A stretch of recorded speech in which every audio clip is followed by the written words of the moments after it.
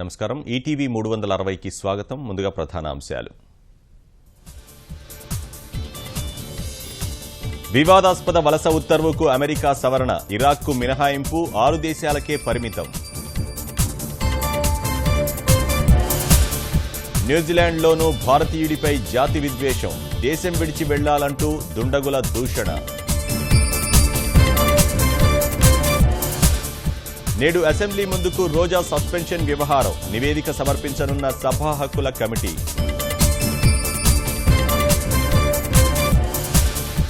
కరవు పొమ్మంది, కేరళ రమ్మంది, పొట్టకూటి కోసం పాచి పనులు చేస్తున్న అనంత రైతులు. కరవు ప్రాంతాలకు సాగునీరిచ్చేందుకు కొత్త ఆలోచన, కదిలే ఎత్తిపోతల పథకం యోచనలో సర్కార్. రేషన్ దుకాణాల్లో నగదు రహిత సేవలు తప్పనిసరి కాదు, డబ్బులు కూడా తీసుకోవాలని ముఖ్యమంత్రి నిర్దేశం.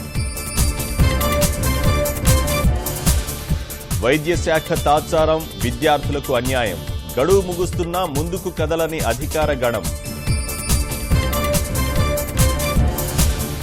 పురుషాధిక్యపు రక్షణ రంగంలో ధృవతారగా టెస్సీ థామస్, క్షిపణులతో మహిళా శక్తిని నింగికి చాటిన అగ్నిపుత్రిక.